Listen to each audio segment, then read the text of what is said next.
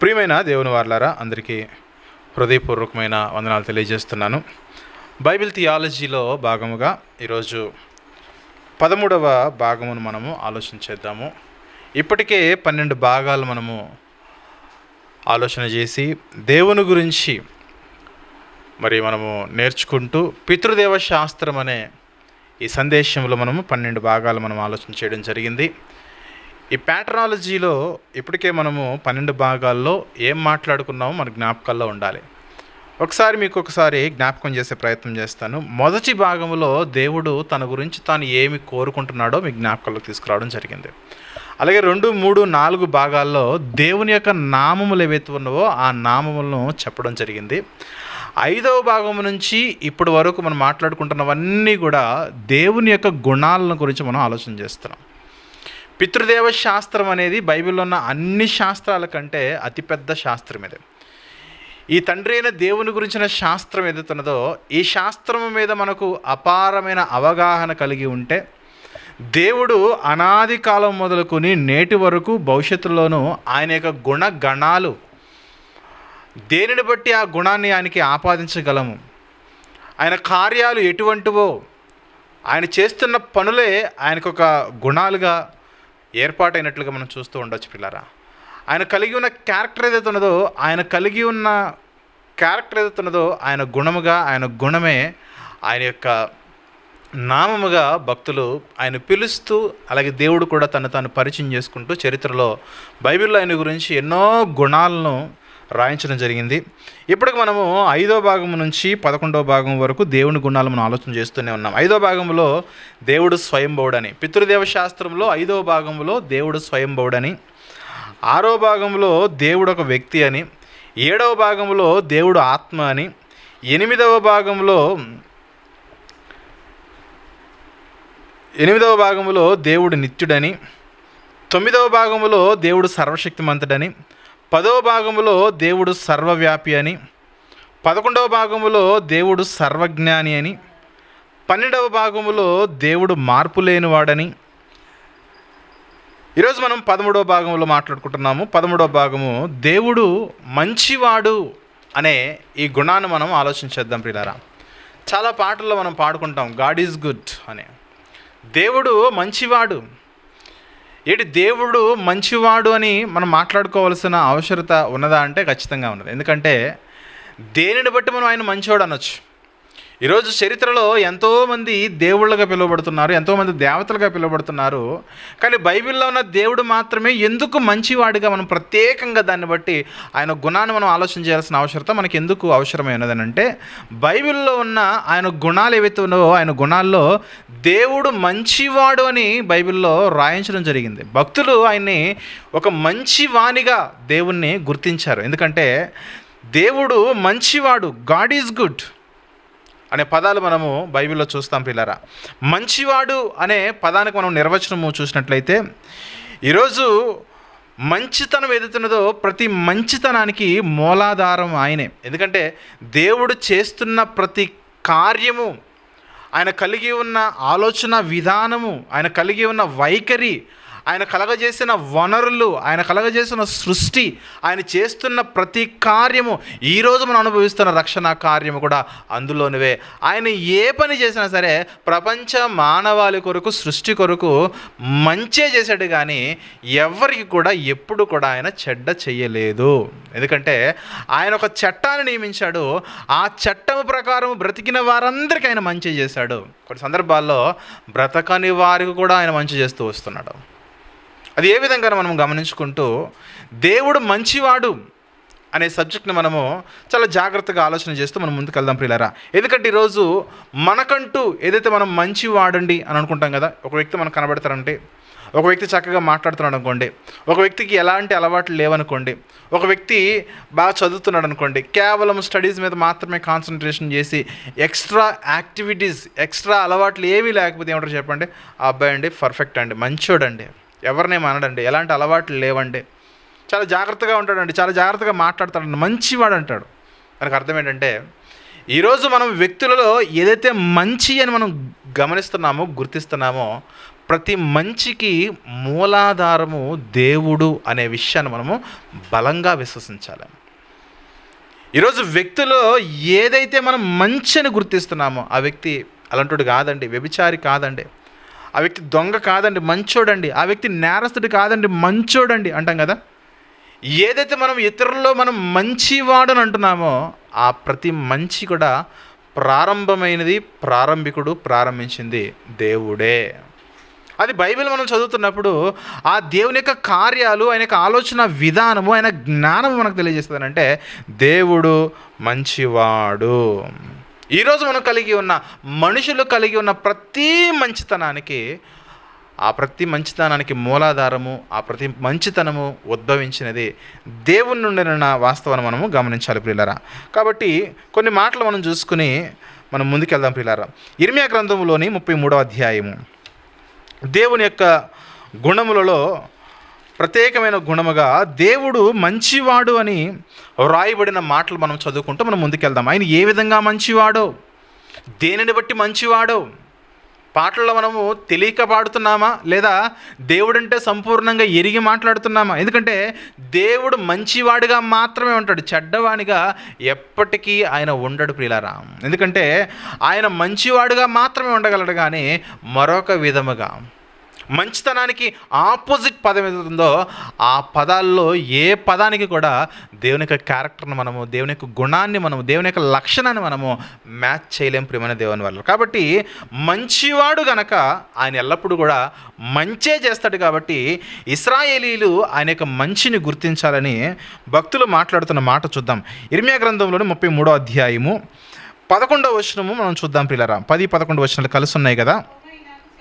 ఇర్మియా గ్రంథం 33వ అధ్యాయము 10-11 వచనాల్లో యెహోవా ఇలాగు సెలవిచ్చుచున్నాడు, ఇది పాడైపోవును, దీనిలో నరులు లేరు, నివాసులు లేరు, జంతువులు లేరు అని మీరు చెప్పు ఈ స్థలములోనే మనుషులైనను, నివాసులైనను, జంతువులైనను లేక పాడైపోయిన యోధా పట్టణములలోనే, యెరూషలేము వీధులలోనే సంతోష స్వరమును, ఆనంద శబ్దమును, పెండ్లి కుమారి స్వరమును, పెండ్లి కుమార్తె స్వరమును, యెహోవా మంచివాడు, ఆయన కృప నిరంతరముండును, సైన్యములకు అధిపతియగు యెహోవాను స్తుతించుడని పలుకు వారి స్వరమును మరలా వినబడును.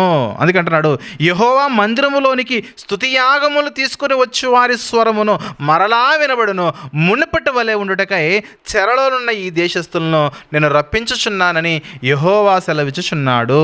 ఈ యొక్క లాంగ్ రిఫరెన్స్ ఏదైతుందో, ఈ పెద్ద రిఫరెన్స్కి యొక్క వెనకాల బ్యాక్గ్రౌండ్ ఉన్న విషయం ఏంటంటే, ఇదిగో ఇశ్రాయేలులారా, ఇదిగో యూదులారా, మీరు చేస్తున్న తప్పిదాలను బట్టి, మీలో ఉన్న అతిక్రమమును బట్టి దేవుడు మిమ్మల్ని శిక్షించబోతున్నాడు. బబులోనీల దాడి మీ మీద జరగబోతుంది. బబులోను రాజు మిమ్మల్ని అందరూ కూడా చెరలోనికి తీసుకెళ్ళిపోతాడు. చెరలోనికి పంపించిన దేవుడు మిమ్మల్ని అలాగే వదిలేయడు. చెరలో మీ కొరకు ప్రవక్తలను ఉంచుతాడు, కాపరులను ఉంచుతాడు, మీకు పోషిస్తాడు, మీకు కావలసిన వాటిని సమకూరుస్తాడు, మీకు అన్నిటినీ అనుగ్రహించి దేవుడు మరలా మిమ్మల్ని రిటర్న్ తీసుకొని వస్తాడు.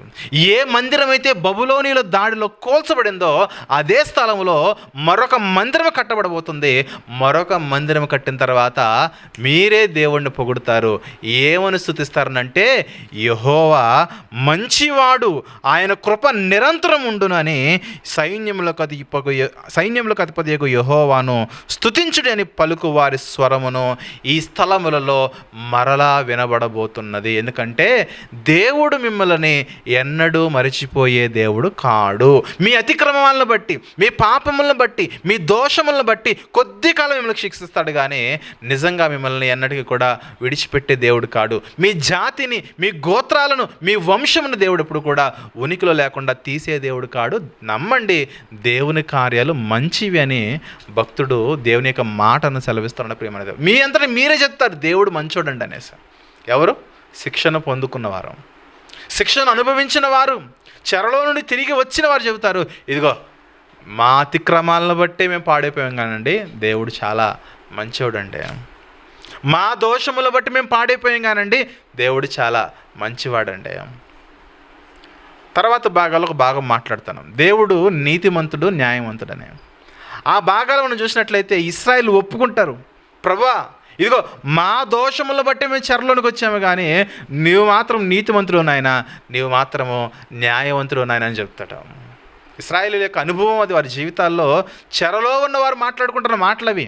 దానియేలు గారి కాలంలో చెరలో ఉన్న భక్తులు మాట్లాడుకుంటారు, ప్రభువా ఇదిగో మా అపరాధములు బట్టి, మా దోషములు బట్టి మాకీ స్థితి వచ్చింది, కానీ నీవు మాత్రం నీతిమంతుడివు, నీవు మాత్రం న్యాయవంతుడు అని దేవుని యొక్క గుణాన్ని వారు ప్రచురము చేసుకుంటారు, ఒకరికొకరు మాట్లాడుకుంటారు దానియేలు గారి కాలంలో. కానీ మన సందర్భం అది కాదు. కానీ ఇదిగో చెరలోనికి వెళ్ళిపోతున్న మిమ్మల్ని నేను ఎన్నటికీ కూడా విడిచిపెట్టను, ఎందుకంటే నేను మంచివాడినే. నా గురించి నేను సాక్ష్యం చెప్పుకోవడం కాదు, కానీ మీరే నా గురించి సాక్ష్యం చెప్తారు. ఎందుకంటే మీ జీవితాల్లో మీకు ఏ మేలు అయితే అవసరమో, ఏ ఆశీర్వాదాలు అయితే అవసరమో, ఏ దీవెనలు అయితే అవసరమో, ఎలాంటి రక్షణ అయితే అవసరమో, ఎలాంటి పోషణ అయితే అవసరమో, ఎలాంటి ఉపకారములు అయితే అవసరమో, మనుషులుగా మీకు బ్రతకడానికి ఏది కావాలో సమస్తమును కలగజేసిన దేవుడు నేను మంచివాడను. మంచి ఎవరు చేస్తారు చెప్పండి? చెడ్డోళ్ళు చేస్తారా, మంచోళ్ళు చేస్తారా? మంచోళ్ళే చేస్తారు. మంచి కార్యాలు ఎవరి వల్ల జరుగుతాయి అంటే మంచోళ్ళ వల్ల జరుగుతుంది. అందుకే ఈ దేవుడు సృష్టిని కలగజేసిన తర్వాత ఒక్కొక్క వస్తువును తయారు చేస్తూ వస్తూ ఉండగా దేవుడు చూస్తున్నాడు, ప్రతిదీ కూడా మంచిది మంచిది మంచిది మంచిది అనుకుంటూ వచ్చాడు. ప్రతిదీ మంచిది అన్నాడు. ఆదికాండం 1వ అధ్యాయంలో మనం చూసినట్లయితే, ఆదికాండం 1వ అధ్యాయంలో 4వ వచనం చదువుదామా? 4వ వచనంలో సృష్టి కార్యాలు చేస్తున్న దేవుడు మాట్లాడుతున్న మాటలు చూస్తే, ఆదికాండము 1వ అధ్యాయము 4వ వచనంలో వెలుగు మంచిదైనట్లు దేవుడు చూచెను. వెలుగు మంచిది అన్నాడు. తర్వాత 10వ వచనంలో దేవుడు ఆరిన నేలకు భూమి అని పేరు పెట్టెను, జలరాశికి ఆయన సముద్రములను పేరు పెట్టెను, అది మంచిదని దేవుడు చూసెను. భూమి మంచిది. ఆయన ఏ పదార్థాలనైతే, ఏ వస్తువులనైతే, ఏ సృష్టిని అయితే చేస్తున్నాడో ప్రతిదీ కూడా మంచిది అన్నాడు. తర్వాత జ్యోతులను పెట్టాడు, వాటిని చూసి మంచిది అన్నాడు. జీవరాశులు పెట్టాడు, పక్షులు, చేపలు, పశువులు, విత్తనములు, చెట్లు, ఫలాలు, ఆకాశములు సమస్తమును చేసి అంటున్నాడు ప్రతిదీ కూడా మంచిది. ఎందుకంటే దేవుడు చేసిన సృష్టి ఏదైతున్నదో ఆ సృష్టి చేసిన నిర్మాణకుడు చెబుతున్నాడు సృష్టిలో ఉన్న ప్రతిదీ కూడా మంచిది. మనం అనుకుంటాం కొన్ని సందర్భాల్లో విషం మంచిది కాదు కదండి అని మనం అనుకోవచ్చు. విషము డైరెక్ట్గా మనం తీసుకుంటే మంచిది కాదేమో, కానీ దాన్ని ఎలా వాడాలో అలా వాడితే అది మంచిదే. ఎందుకంటే ఈరోజు ఏవైతే మెడిసిన్లో యూజ్ చేస్తున్న పదార్థములు ఏదవుతున్నదో ఆ పదార్థాల్లో పాముల యొక్క విషయం కూడా కలుపుతారు. ఎంత మోతాదులో కలపాలో అంత మోతాదులో. ఈరోజు నిద్ర రావట్లేదు అనుకోండి, మార్ఫిన్ ఇస్తారు. మార్ఫిన్లో ఏమంటారు చెప్పండి? విషమే ఉంటుంది. అంటే మన జీవితాల్లో మనకు అవసరమైనవి ఏవైతే ఉన్నవో, ఇదిగో అది ఈరోజు మనకు చెడు చేస్తుందేమో, కానీ దాన్ని ఎలా వినియోగించుకోవాలో అలా వినియోగించుకుంటే ప్రతిదీ కూడా మంచిదే. ప్రతిదీ మంచిదే. దాన్ని మనం గుర్తించాలి. దేవుడు సృష్టిలో దేన్నైతే కలగజేశాడో ప్రతి వస్తువు కూడా మంచిది అన్నాడు ఆదికాండం 1వ అధ్యాయంలో. నరుడు నువ్వు మంచివాడివే. అందరూ మంచి దేవుడు చేసిన నిర్మాణములు ఏవైతే ఉన్న సృష్టిలో ప్రతిదీ కూడా మంచిది అన్నాడు. ఎందుకు చెప్పనా? వాటిని చేసింది ఎవరు చెప్పండి? మంచివాడు. చెడ్డవాడు రాంగ్ ప్రోడక్ట్ ఇస్తాడేమో, కానీ మంచివాడు ఎప్పుడు కూడా రాంగ్ ప్రోడక్ట్ ఇవ్వడం. దేవుడు చేస్తున్న ప్రొడక్ట్స్ ఏవైతే ఉన్నావో ప్రతి ప్రోడక్ట్ కూడా ఆయన ప్రొడక్షన్ అంతా కూడా మంచిదని మనం విశ్వసించాలి. ఎందుకంటే అది ఎవరి వలన కలగజేయబడుతుందంటే దేవుని వలననే. మరొక మాట చూద్దాము. 145వ కీర్తన సృష్టిని గురించి మనం మాట్లాడుతున్నప్పుడు 145వ కీర్తనలో 14, 15, 16 వచనాలు చూద్దాం ప్రియులారా. మనుషుల కొరకు దేవుడు చేసినవి ఏవైతే ఉన్నావో వాటిని గురించి మాట్లాడుతూ 145వ కీర్తన 14వ వచనంలో యెహోవా పడిపోవు వారందరినీ ఉద్ధరించువాడు, కృంగిపోయిన వారందరినీ లేవనెత్తువాడు, సర్వజీవుల కన్నులు నీ వైపు చూచుచున్నవి, తగిన కాలమందు నీవు వాటికి ఆహారం ఇచ్చుదువు, నీ గుప్పిళ్ళు విప్పి నీ ప్రతి జీవి కోరికను తృప్తిపరచుచున్నావు. మంచివాడు చేస్తున్న కార్యాలవే. సృష్టిలో దేవుడు కేవలం నరులను మాత్రమే పోషించట్లేదు, కానీ భూమి మీద ఉన్న ప్రతి ఒక్క ప్రాణిని కూడా దేవుడు పోషిస్తున్నాడు. దేవుని వైపు చూస్తున్నాయి. గమనించాలి. మన జీవితాల్లో మనము గమనించాల్సిన బాగా విషయం యేసుక్రీస్తు వారు చెప్తారు. ఆకాశ పక్షులను చూడండి, అవి విత్తవు, కోయవు, కొట్లలో కూర్చుకొనవు, అయినను వాటిని దేవుడు పోషిస్తున్నాడు కదా, వాటికంటే బహుశ్రేష్ఠులైన మిమ్మల్ని దేవుడు పోషించడా అంటట. సృష్టిలో ఏవైతే జీవరాశులు ఉన్నాయో ప్రతి జీవరాశికి ఆహారం అందిస్తున్న దేవుడు మంచివాడు. ఆయన మంచివాడు కాబట్టే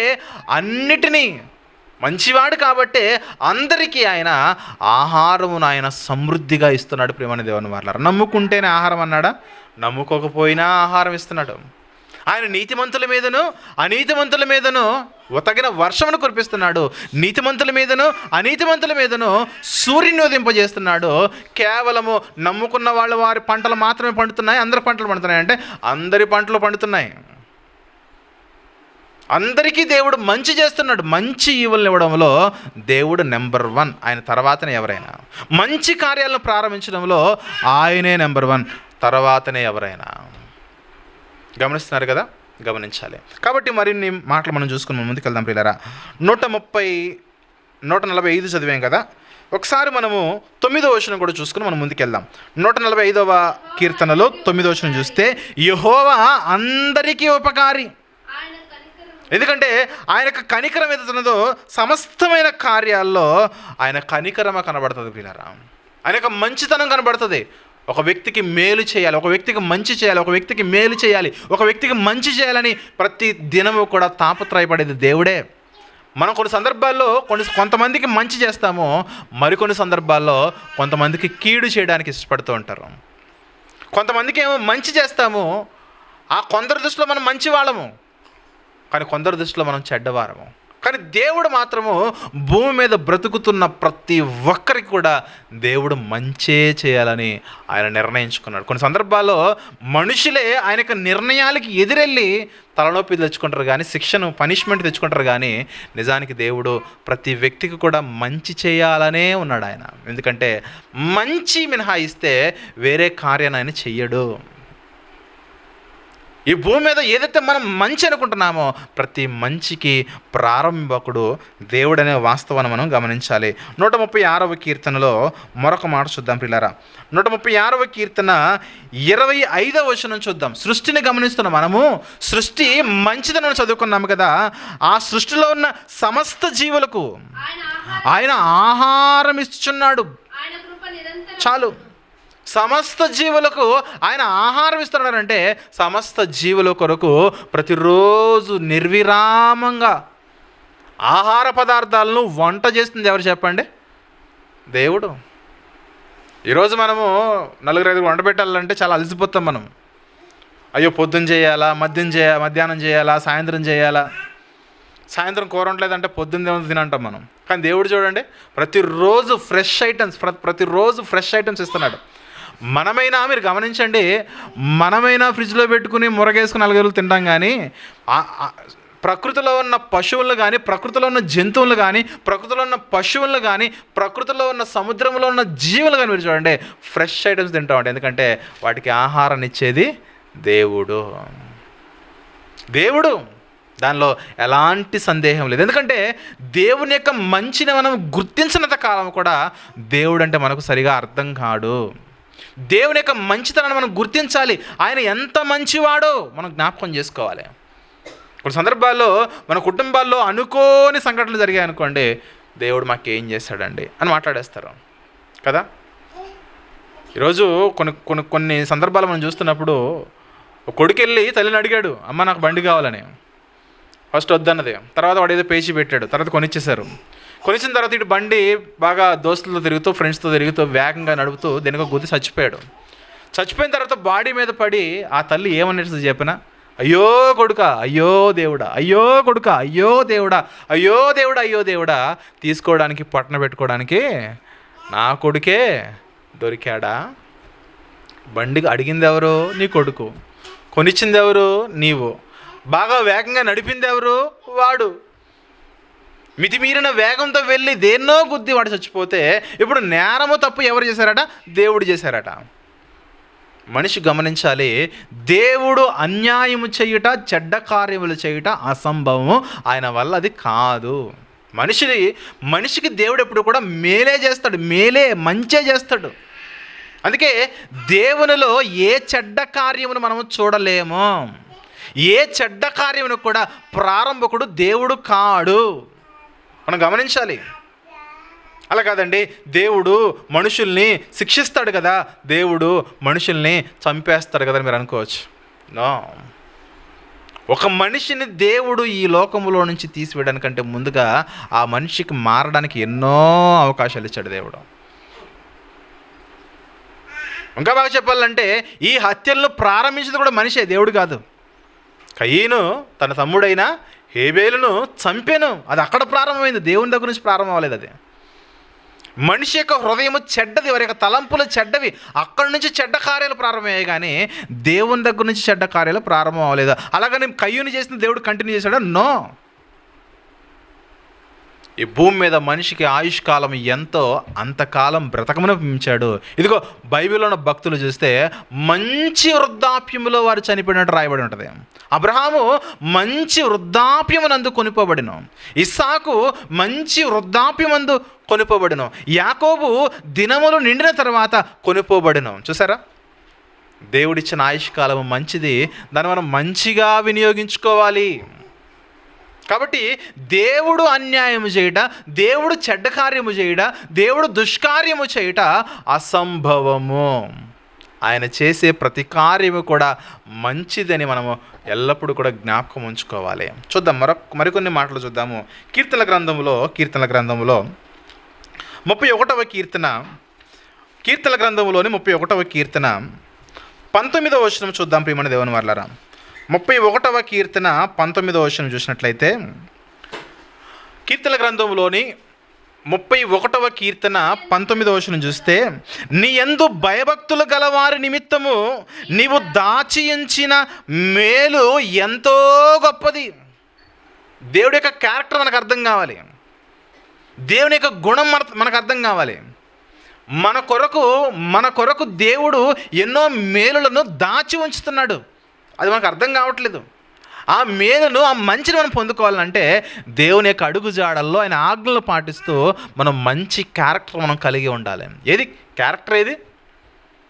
ఈరోజు క్యారెక్టర్ లేనివాడు దేవుని యొక్క పరిశుద్ధత గురించి, దేవుని యొక్క మంచిని గురించి మాట్లాడుతున్నారు. దేవుని యొక్క మంచిని గురించి కానీ, దేవుని యొక్క మంచి కార్యాల గురించి కానీ, దేవుని యొక్క పరిశుద్ధతను గురించి కానీ, దేవుని యొక్క న్యాయ వ్యవస్థ గురించి మాట్లాడాలంటే క్యారెక్టర్ కలిగినవాడు మాట్లాడే, పాపము చెయ్యనివాడు మాట్లాడాలి. ఆయనలో లోపం ఉందని నువ్వు ఎంత నిరూపించాలనుకున్నా సరే అది నీ వల్ల కాదు. మనుషుల కొరకు, యెహోవా యందు భయభక్తులు కలిగిన వారి కొరకు దేవుడు ఎన్నో మేలులను దాచి ఉంచుతున్నాడు. నరుల ఎదుట నిన్ను ఆశ్రయించు వారి నిమిత్తము నీవు సిద్ధపరిచిన మేలు ఎంతో గొప్పది. గొప్పదండి చెప్పండి, మంచిది.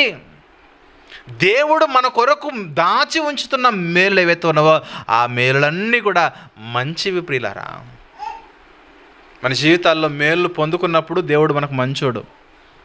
ఒకవేళ మన అతిక్రమములను బట్టి, మన దోషములను బట్టి, మన చెడ్డ దుష్కార్యములు బట్టి కనుక దేవుడు కనుక మనకు మేలు చేయకుండా ఆయన హస్తాన్ని కొద్దిసేపు పక్కన పెడితే కనుక దేవుడు చెడ్డాడైపోతాడు. అంతే కదా, మన ప్రార్థన జీవితాలు కూడా దానికి సాదృశ్యం ఇస్తాయి. మనం మంచి కావాలనుకున్నప్పుడు దేవునికి దగ్గర అవుతాము. ఆ తీరా మంచిని అనుభవిస్తున్న కాలంలో మనకు దేవుడు గుర్తురాడు. చూడండి, యెహోవా యందు భయభక్తులు కలవారి ఎడల దేవుడు దాచి ఉంచిన మేలు గొప్పదట. గొప్పది అంటే అది ఎంతో మంచిది, ఎందుకంటే దేవుడు మంచివాడండి. ఈ సమాజము దేవుణ్ణి ఎంత చెడ్డవానిగా చిత్రీకరించాలని ప్రయత్నించినా సరే ఆయనలో మచ్చను కానీ మరకను కానీ ఎవ్వరూ కూడా చూపించలేరు, ఎందుకంటే ఆయన అంత మంచోడు. ఇప్పుడు నేనున్నాను, బయటికి మంచివాడిలా నటిస్తూ ఉండొచ్చు, కానీ లోపల ఎంత కుళ్ళుందో మీకేం తెలుసు. కానీ దేవుని గురించి అలాంటివి మనం చూడలేము. ఆయన హృదయాంతరంగంలో మంచివాడు, బయట కార్యాలు కూడా మంచిగానే ఉంటాయి ఆయనవే. ప్రతి కార్యము మంచిది, ప్రతి క్రియ మంచిది. తర్వాత 33వ అధ్యాయంలో 33వ అధ్యాయములో 5వ వచనం చూద్దాం ప్రియమైన దేవుని వర్లరా. ఆయన నీతిని న్యాయమును ప్రేమించుచున్నాడు, లోకము యెహోవా కృపతో నిండి ఉన్నది. అడగండి ఒకసారి, ఆయన కృపే లేకపోతే, ఆయన మంచితనము వలన ఆయన కలిగి ఉన్న కృపే లేకపోతే ఈరోజు మనుషులుగా బ్రతుకుతున్న వారిలో ఎవరు బ్రతకగలరు చెప్పండి? ఒక తప్పు చేస్తే ఆ వ్యక్తి మనకు వద్దు అనుకుంటాం, ఒక నేరము చేస్తే ఆ వ్యక్తి మనకు వద్దు అనుకుంటాం. కానీ మన జీవితంలో మనం జన్మించినది మొదలుకొని ఎన్నో తప్పులు, ఎన్నో దోషములు, ఎన్నో అపరాధములు, ఎన్నో పాపములు చేస్తున్నాము. ఏ రోజైనా దేవుడు మనల్ని వద్దు అనుకున్నాడా? మనం ఇంత చేస్తూ ఉన్నా సరే దేవుడు మనల్ని కోరుకుంటున్నాడు. కారణం ఏంటి చెప్పనా? ఆయన కృప కలిగిన వాడు. ఎందుకు కృప కలిగిన వాడనంటే ఆయన మంచివాడు కాబట్టి. మన ఎడల దుర్మార్గమైన పాపులమైన మన ఎడల ఆయన చూపిస్తున్న వాత్సల్యత, ఆయన యొక్క మంచితనం ఆ రేంజ్లో ఉంది. దేవుని మంచికిను మనుషుల మంచికిను తేడా చెబుతా వినండి. మనుషుల మంచికిను దేవుని యొక్క మంచితనానికి మనం తేడా చెబుతా వినండి. మనిషి తనకి ఎవరైతే అవసరమో, తనకి ఎవరైతే అవసరపడతారో, తనకి ఎవరైతే ఇష్టమో వారి పట్ల మాత్రమే మంచితనాన్ని కలిగి ఉంటాడు. ఎవరైతే నచ్చలేదో, నచ్చని వాళ్ళకి కనీసం వారి వైపు చూడడం కూడా చూడడం. కానీ దేవుడు చూడండి, నువ్వు ఆయనకి దృష్టికి అనుకూలంగా బ్రతికినా, నువ్వు బ్రతకకపోయినా దేవుడు నిన్ను ప్రేమించి నీ కొరకు ఆయన మంచి ఈవులను ఇస్తూనే ఉన్నాడు. చూడండి, కొన్ని సందర్భాల్లో పిల్లలు మన చెప్పిన మాట వినకపోతే ఇంట్లో ఉన్న తల్లులు కానీ తండ్రులు కానీ ఫుడ్ పెట్టడానికి కూడా ఇష్టపడరు. గమనిస్తున్నారా? చెప్పిన మాట వినకపోతే తల్లులైనా కూడా కొన్ని సందర్భాల్లో ఆహారం పెట్టడానికి ఏమాత్రం కూడా ఇష్టపడరు. కానీ దేవుడు చూడండి, ఆయన మాట మనం వింటూ ఉన్నా వినకపోతూ ఉన్నా సరే ఆయన మాత్రం మనకు సర్వజీవులకు ఆయన పోషణను ఇస్తూనే ఉన్నాడు. చూడండి, నీతిమంతుల మీదను అనీతిమంతుల మీదను తన వర్షమును, తన సూర్యుని ఉదయింపజేసి మనందరికీ ఈరోజు దేవుడు ఋతువులు అనుగ్రహిస్తూ మంచి ఉపకారములు చేస్తూ ఉన్నాడు దేవుడు. ప్రియమైన దేవుని వారలారా, ఎందుకంటే అది ఆయన మంచితనం. అది కృపచూపువాడు. పాపముల వల్ల దోషములో మునిగిపోయిన మన మీద తన అపారమైన ప్రేమను కనపరిచి తన కృపచేత మనల్ని రక్షిస్తూ మనల్ని పోషిస్తూ వస్తున్నాడు ప్రియులారా. అది దేవుని యొక్క మంచితనం. అదే ఆ మంచితనాన్ని మనమే గుర్తించట్లేదు ఈరోజు. దేవుని యొక్క మంచితనాన్ని ఏ వ్యక్తి అయితే పర్ఫెక్ట్గా 100% గుర్తించగలరో వారి జీవితాల్లో దేవుని కార్యాలు ఎన్నో పొందుకుంటారు. ఎందుకంటే చెప్పనా, దేవుడు మన కొరకు ఏమి దాచించాడు? మేలులను దాచించాడు. మేలులను దాచించాడు. ఆ మేలులు మంచివి, గొప్పవి, గొప్ప గొప్ప మేలులవి. ఆ మేలులు మనం పొందుకోవాలంటే మన జీవితాంతము కూడా ఆయన మనం స్తుతించాలి. ఆయన ఎందుకు భయభక్తులు కలిగి మనం జీవించాలి. మరొక మాట చూద్దాం పిల్లరా, మరొక మాట చూద్దాము. ఇర్మియా గ్రంథము 31వ అధ్యాయము, ఇర్మియా గ్రంథంలోని 31వ అధ్యాయము 12వ వచనం చూద్దాం ప్రియులారా. దేవుడు ఏ ఏ రకాలుగా ఆయన మంచివాడో ఆయన యొక్క ఆలోచనలు మనం చూద్దాం ప్రియులారా. మనుషుల కొరకు ఆయన ఎలాంటి కార్యములు చేస్తున్నాడో, ఎలాంటి పోషణ ఇస్తున్నాడో మనం గమనిస్తూ ఆయన ఎంత మంచోడో. 31వ అధ్యాయం ఇర్మియా గ్రంథం 12వ వచనం చూస్తే, వారు వచ్చి సీయోను కొండ మీద ఉత్సాహధ్వని చేయుదురు, యెహోవా చేయు ఉపకారమును బట్టి, గోధుమలను బట్టి, ద్రాక్షరసమును బట్టి, తైలమును బట్టి, గొర్రెలకును పశువులకును పుట్టు పిల్లలను బట్టి సమూహములుగా వచ్చెదరు, వారిక ఎన్నటికి నీ కృషింపక నీళ్లు పారు తోట వలె ఉందురు. ఎందుకంటే దేవుడు మంచివాడు కాబట్టి. ఇదిగో, మీరు చేసిన అతిక్రమాలను బట్టి మీరు చెరలోనికి వెళ్ళిపోయినా సరే రిటర్న్ బ్యాక్ మీరు వస్తారు. మీరు కమ్బ్యాక్ ఇచ్చిన తర్వాత మీకు ఏది కావాలో, మీ పశువులకి ఏది కావాలో దేవుడు మీకు వాటిని సమకూరుస్తాడు. పోషణ, దేవుని యొక్క పోషణ ప్రియమైన దేవుని వారలారా, అది ఎంతో ఉన్నతమైన పోషణ. అది దేనిని బట్టి సాధ్యమవుతుందంటే దేవుని యొక్క మంచిని బట్టి సాధ్యమవుతుంది. ఎవరైనా ఒక వ్యక్తి ఆకలిగా ఉందండి, దయచేసి ఆహారం పెట్టండి అని అడిగితే మనం పెట్టామనుకోండి, ఓకే థ్యాంక్స్ అని చెప్పి వెళ్ళిపోతాడు. తర్వాత వారం తర్వాత మళ్ళీ వచ్చి మళ్ళీ అడిగాడు, మళ్ళీ అడిగాడు, మళ్ళీ ఆహారం పెట్టండి అని. మళ్ళీ పెట్టాము. ఒక ప్రత్యేకమైన గుర్తింపు మన గురించి వారి హృదయంలో వాళ్ళు నింపుకుంటారు. తర్వాత వారు ప్రతి సందర్భంలో కూడా వస్తున్న ప్రతిసారి మనం ఆహారం పెడుతున్నప్పుడు వారికి ఒక ఆలోచన వస్తుంది, అసలు ఆ ఇంట్లోకి ఆవిడ ఉంటుందండి, చాలా మంచి ఆవిడండి. దేని గురించి చెప్పండి? ఆహారం పెడితే. చాలా మంచి వ్యక్తి అండి. ఏదైనా కావాలని అడిగితే కనుక వద్దు అనకుండా, లేదు అనకుండా వెంటనే ఇస్తారండి, మంచివారండి. అంతేనా? మనం అనుకుంటాం కదా రెగ్యులర్గా మన జీవితాల్లో ఎదుటి వారిని మనం గుర్తిస్తాం మంచివారు అని. మరి దేవుడిని మనం ఎందుకు గుర్తించలేకపోతున్నాము మంచివారు అని? ప్రియమైన దేవుని సంగమా, గమనించండి. ఆయన ఎవరెవరిని ఏ రకాలుగా ఆయన పోషిస్తున్నాడు అంటే, చెరలోనికి పంపిస్తున్నాడు. వారికి అతిక్రమాన్ని బట్టి వారు చెరలో నుంచి వచ్చిన తర్వాత కూడా ఇదిగో మీ పోషణ ఇలా ఉండబోతుంది నాయన అని దేవుడు వారికి ముందుగానే సెలవిస్తున్నాడు. అది ఆయన యొక్క మంచి కార్యాలు. ప్రియమైన దేవుని వారలారా, ఎన్ని మాట్లాడుకున్నా సరే దేవుని యొక్క మంచితనాన్ని మనము వర్ణించుకుంటూనే పోవచ్చు, చెప్పుకుంటూనే పోవచ్చు. మరొక మాట చూద్దాం. ఎందుకంటే మన శ్రమలలో, మన కష్టాలలో దేవుని యొక్క కార్యాలను మరొకటి చూద్దాము. నహూము గ్రంథములోని మొదటి అధ్యాయము 7వ వచనాన్ని మనము చూద్దాం. ప్రియమైన దేవుని వారలారా, ఏమంటున్నాడు? నహూము గ్రంథములోని మొదటి అధ్యాయము 7వ వచనాన్ని మనం చూసినట్లయితే, యెహోవా ఉత్తముడు అంటే మంచివాడాయన. యెహోవా ఉత్తముడు. ఎందుకు ఉత్తముడు అంటే, శ్రమ దినమందు ఆయన ఆశ్రయదుర్గము, తన యందు నమ్మిక ఇంచు వారిని ఆయన ఎరుగును. ఉత్తముడు దేవుడు, మంచివాడు దేవుడు. నీకు శ్రమలు వచ్చి ఆయన వైపు తిరిగితే, భయభక్తులు కలిగి నీ మార్పు చెంది నువ్వు పశ్చాత్తాపంతో ఆయన వైపు తిరిగితే, నీలో ఉన్న ప్రతి ఒక్క దోషమును, నీలో ఉన్న ప్రతి కష్టాన్ని, ప్రతి ఒక్క శోధనను కూడా తొలగించేది దేవుడు. ఇదంతా ఎలా సాధ్యమవుతుందంటే, మంచివాడండి దేవుడు, మంచివాడు. అర్హత లేని వారి పట్ల కూడా దేవుడు చూపిస్తున్న మంచితనం ఏదవుతుందో దాన్ని మనం గమనించాలి. దుర్మార్గుల పట్ల కూడా ఆయన చూపిస్తున్న మంచి ఏదవుతున్నదో ఆ మంచిని మనం గమనించాలి. ఈరోజు మనిషి ఆయన మంచిని గుర్తించలేకపోతున్నాడు. ఒకవేళ ఆయన యొక్క మంచితనమే కనుక మనకు పరిపూర్ణంగా అర్థమైతే ఆయన విడిచిపెట్టే అవకాశం అసలు ఏమాత్రం కూడా ఉండదు. అసలు మీరు గమనించండి, ఆయన విడిచిపెట్టే అవకాశం మన జీవితంలో ఎన్నటికీ కూడా ఉండదు పిల్లారా. అంత మంచివాడు దేవుడు.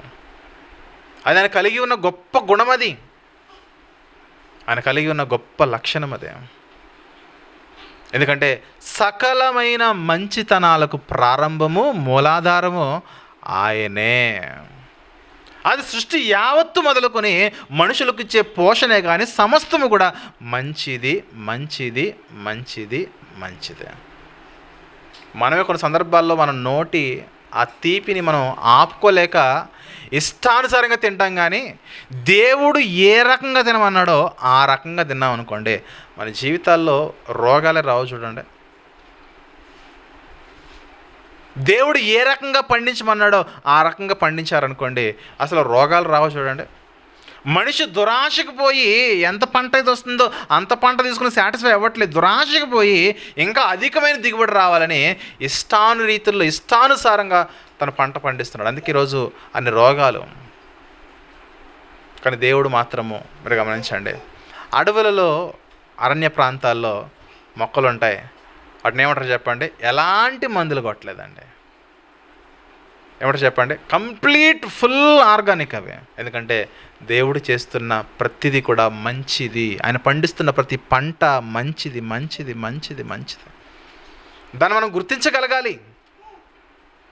ఆయన ఇస్తున్న పోషణ మంచిది, మనం గమనించగలగాలి. మరొక మాట చూస్తే లేయా అనే యాకోబు గారి యొక్క భార్య చెబుతున్న మాట చూద్దాము. గర్భఫలము గురించి మాట్లాడుతూ దేవుని యొద్ద గర్భఫలాలు పొందుకున్న తర్వాత ఆమె మాట్లాడుతున్న మాట మనం చూద్దాం. ప్రియమైన దేవుని వారలారా, ఆదికాండములోని 30వ అధ్యాయము 20వ వచనం చూద్దాం. ప్రియమైన దేవుని వారలారా, ఆదికాండములోని 30వ అధ్యాయము 20వ వచనం చూస్తే, అప్పుడు లేయా దేవుడు మంచి బహుమతి నాకు దయచేసెను. నా పెనిమిటికి 6 కుమారులను కనియున్నాను. దేవుడు ఇచ్చే బహుమానాలు ఎలా ఉంటాయో చెప్పండి? మంచి బహుమానాలు. బాగా గమనించండి. దేవుడు మనకి ఇచ్చే గిఫ్ట్ ఎలా ఉంటుంది చెప్పిన? మంచిది అయినట్టు ఉంటుంది. మంచిది మంచిది మంచిది, చెడ్డదాన్ని ఇవ్వడు ఆయన. మనకున్న అలవాట్లను బట్టి మనమే మన పిల్లలు మనం చెడ్డవారుగా మారుస్తాం. తల్లి గర్భంలో ఉన్నప్పుడు కూడా కానీ దేవుని యొక్క ప్రారంభ నిర్మాణం ఎత్తున్నదో అది మంచిది. దాన్ని మనం గమనించుకోగలగాలి. చరిత్రను మీరు గమనించండి, సృష్టిలో మీరు గమనించండి, ఆయన ఏ కార్యమైనా చేశాడో ప్రతి కార్యము కూడా మంచి కార్యము. ఎందుకంటే సకలమైన మంచితనానికి మూలము, మూలాధారము, ప్రారంభము దేవుడు. ప్రతి మంచితనము ఉద్భవించింది ఆయనలో నుండే అని మనం గమనించాలి. కొన్ని సందర్భాల్లో దేవుడు మంచోడా సేవకుడు మంచోడా అంటే కొన్ని సందర్భాల్లో సేవకుడే మంచోడు మాట్లాడుతూ ఉంటారు. ఎందుకంటే దేవుని కన్నా కూడా సేవకులను అధికముగా పూజించే భక్తులు ఈరోజు ఎక్కువైపోయారు. గమనిస్తున్నారు కదా? దాన్ని మనము ఆ అలవాటును మనం మార్చుకోవాలి, ఆ పద్ధతిని మనం మార్చుకోవాలి.